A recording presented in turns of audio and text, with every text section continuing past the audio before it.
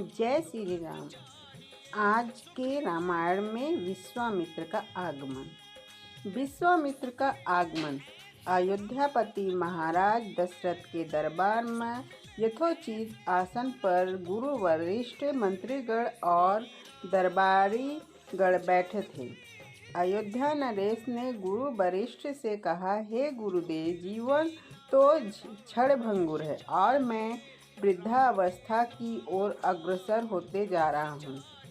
राम, भरत, लक्ष्मण और शत्रुघ्न चारों ही राजकुमार अब वयस्क हो चुके हैं। मेरी इच्छा है कि इस शरीर को त्यागने से पहले राजकुमारों का विवाह देख लूं। अतः आपसे निवेदन है कि इन राजकुमारों के लिए योग्य कन्याओं की खोज करवाएं। महाराज दशरथ की बात पूरी होते ही द्वारपाल ने ऋषि विश्वामित्र के आगमन की सूचना दी। स्वयं राजा दशरथ के द्वार तक आकर विश्वामित्र की अभ्यर्थना और आदरपूर्वक उन्हें दरबार के अंदर ले आए तथा गुरु वरिष्ठ के पास ही आसन देकर उनका यथोचित सत्कार किया। कुशल क्षेम पूछने के पश्चात राजा दशरथ ने विनम्र वाणी में ऋषि विश्वामित्र से कहा, हे मुनिश्रेष्ठ, आपके दर्शन से मैं कृतज्ञ हुआ तथा आपके चरणों की पवित्र धूलि से ये राज दरबार और संपूर्ण अयोध्यापुरी धन्य हो गई।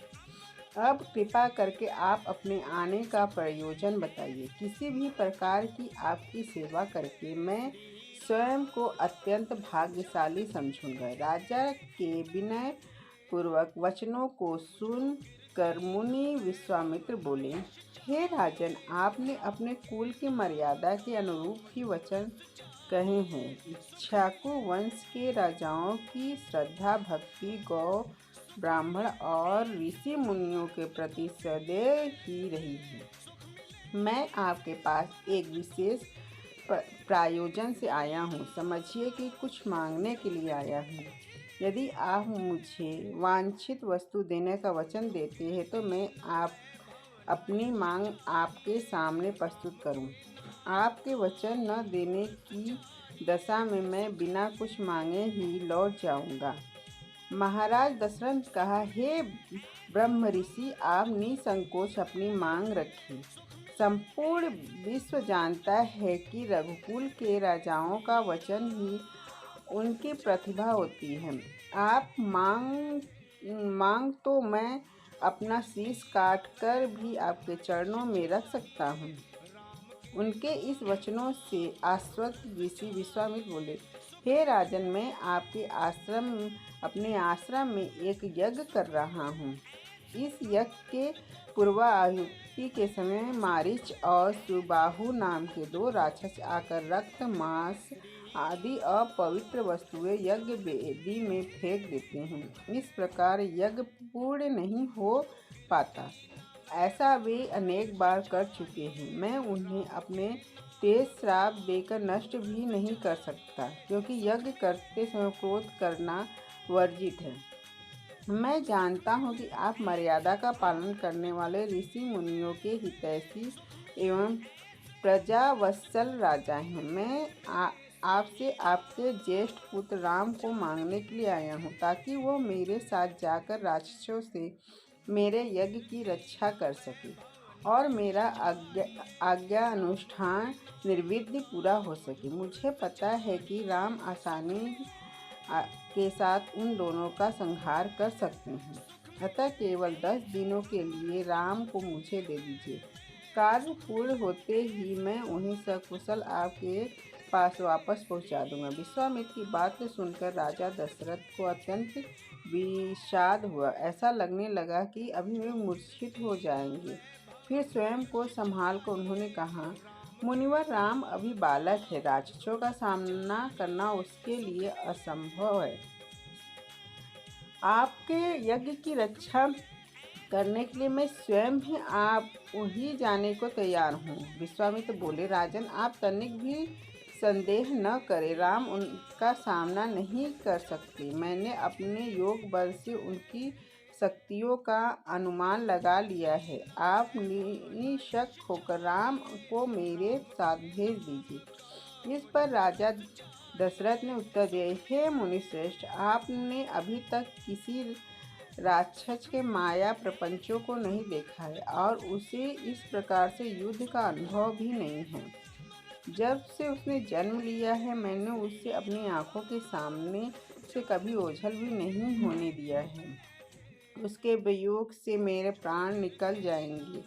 आपसे विनय है कि कृपा करके मुझे ससैन्य चलने की आज्ञा दे। पुत्र मुँह से ग्रसित होकर राजा दशरथ को अपने प्रतिज्ञा से विचलित होते देख ऋषि विश्वामित्र आवेश में आ गए। उन्होंने कहा, राजन, मैं नहीं जानता था कि रघुकुल में अब प्रतिज्ञा पालन करने की परंपरा समाप्त हो गई है। यदि जानना होता तो मैं कदापि नहीं आता। लो, मैं अब चला जाता हूँ। बात समाप्त होते होते उनका मुख क्रोध से लाल हो गया।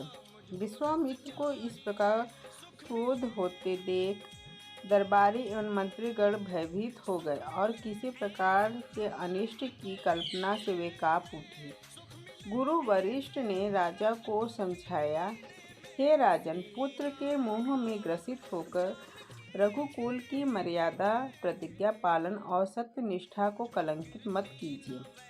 मैं आपको परामर्श देता हूँ कि आप राम के बालक होने की बात को भूल कर एवं निसंग होकर राम को मुनिराज के साथ भेज दीजिए। महामुनि अत्यंत विद्वान, निपुण और अस्त्र शस्त्र के ज्ञाता है। मुनिवर के साथ जाने से राम का किसी प्रकार से भी अहित नहीं हो सकता।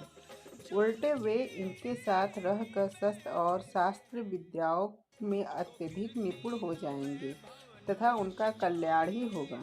गुरु वरिष्ठ के वचनों से आश्वस्त होकर राजा दशरथ ने राम को भेजा। राम के साथ साथ लक्ष्मण भी वहाँ चले आए। राजा दशरथ ने राम को ऋषि विश्वामित्र के साथ जाने की आज्ञा दी। पिता की आज्ञा शिरोधार्य करके राम के मुनिवर के साथ जाने के लिए तैयार हो जाने पर लक्ष्मण ने भी ऋषि विश्वामित्र के साथ चलने के लिए प्रार्थना की और अपने पिता से भी राम के साथ जाने के लिए अनुमति मांगी। अनुमति मिल जाने पर राम और लक्ष्मण सभी गुरुजनों से आशीर्वाद लेकर ऋषि विश्वामित्र के साथ चल पड़े।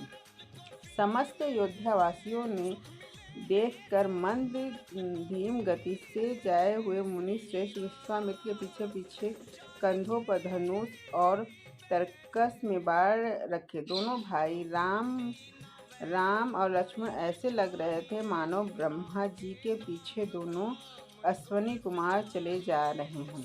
अद्भुत क्रांति से युक्त दोनों भाई मोह त्वचा से बने दस्ताने पहने हुए थे।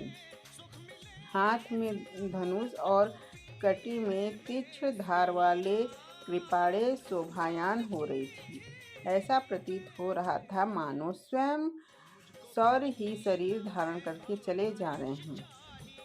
लता विपटों के मध्य से होते हुए 6 कोस लंबा मार्ग पार करके वे पवित्र सरयू नदी के तट पर पहुँचे। मुनि विश्वामित्र ने स्नेह युक्त मधुर वाणी में कहा, हे वत्स, अब तुम लोग सरयू के पवित्र जल से आचमन, स्नान आदि करके अपनी थकान दूर कर लो, फिर मैं तुम्हें प्रशिक्षण दूंगा। सर्वप्रथम मैं तुम्हें बला और अति बला नामक विद्याएं सिखलाऊंगा। इस विद्याओं के विषय में राम के द्वारा जिज्ञासा प्रकट करने पर ऋषि विश्वामित्र ने बताया, ये दोनों ही विद्याएं असाधारण हैं। इन विद्याओं में पारंगत व्यक्तियों की गिनती संसार के वरिष्ठ पुरुषों में होती है। विद्वानों ने इन्हें समस्त विद्याओं की जननी बताया है। इन विद्याओं को प्राप्त करके तुम भूख और प्यास पर विजय पा पाओगे। इन तेजोमय विद्याओं की सृष्टि स्वयं ब्रह्मा जी ने की है। इन विद्याओं को पाने के लिए अधिकारी समझकर मैं तुम्हें इन्हें प्रदान कर रहा हूँ। राम और लक्ष्मण ने स्नान आदि से निवृत्त हो सीखने के पश्चात विश्वामित्र जी ने उन्हें इन विद्याओं की दीक्षा दी। इन विद्याओं के प्राप्त हो जाने पर उनके मुखमंडल पर अद्भुत क्रांति आ गई थी। तीनों ने सरयू तट पर ही विश्राम किया। गुरु की सेवा करने के पश्चात दोनों भाई तीर्ण शैयाओं पर सो गए। बोलिए जय श्री रामचंद्र की जय।